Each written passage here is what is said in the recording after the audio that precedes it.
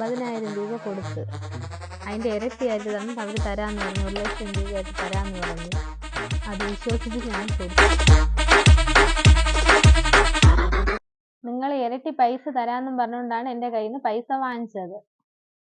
അപ്പോൾ നിങ്ങൾ എന്ത് ചെയ്യണം, ആ പൈസ തന്നാൽ മതി, അതിൻ്റെ ഇരട്ടി എനിക്ക് വേണ്ട, ആ വാങ്ങിച്ച പൈസ തന്നാൽ മതി. ഹലോ ഹലോ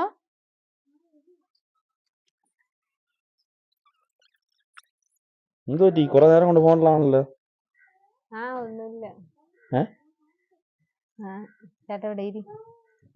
ഞാനേ ഇതിലോട്ട് കുറച്ച് പൈസ അയച്ചു കൊടുത്തായിരുന്നു.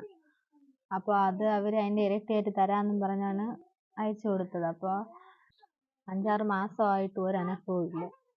അവരെ വിളിച്ചിട്ടാണെങ്കിൽ അവർ തരണതുമില്ല, ഫോണും എടുക്കണില്ല, ഒന്നും ചെയ്യാൻ പറ്റാത്ത അവസ്ഥ.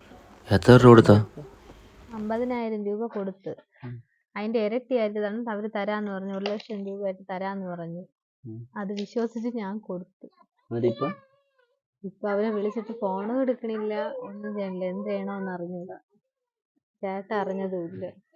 എന്ത് ചെയ്യും? നമുക്കൊരു വഴിയേ ഒരാളെ വിളിച്ചു നോക്കാം.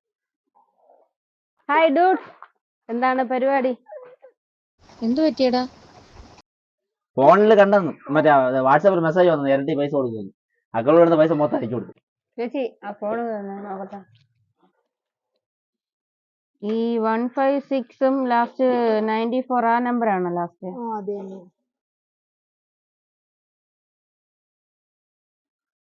ചേച്ചി എനിക്കൊന്ന് വാട്സപ്പ് ചെയ്യണേ. ചേച്ചി ആ ഫോൺ എന്താണ് ഒരു വാട്സപ്പ് ഓൺലൈൻ കാണിക്കുന്നുണ്ട്, നോക്കട്ടെ.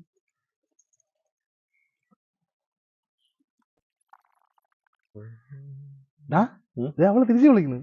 നീ ബ്ലോക്ക് ചെയ്തല്ലേ പിന്നെ? ഇത് വാട്സാപ്പിൽ വിളിക്കണേ. നീ എട്, നമുക്ക് നോക്കാം. ഹലോ, ഇത് ശ്യാമല്ലേ? ഹൈദരാബാദ്. ഇതല്ല, ഓൺ ലൊക്കേഷൻ തേവര കോളനി. അല്ല മേഡം എന്തൊക്കെ ബിച്ചും പയ്യും പറയുന്നേ? നിർത്ത്, ഞാൻ പറയുന്ന ആദ്യം നീ കേൾക്ക്. ഫോണ് വിവോ, എന്റെ സിമ്മ് ഡോകോമോ.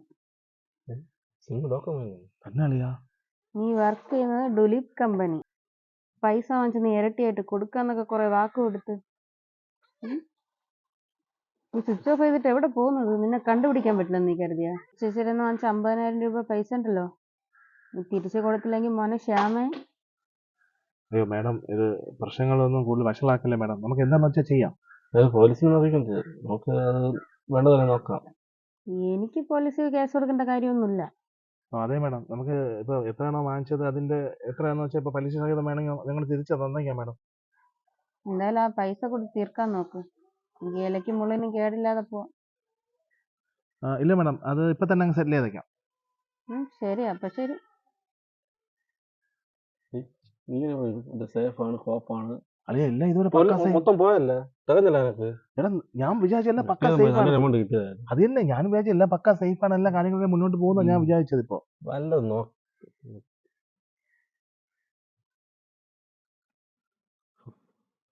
ഓൺലൈൻ ട്രേഡിംഗ് തട്ടിപ്പ് സംഘം പിടിയിലായി എന്ന വാർത്ത വരുന്നു.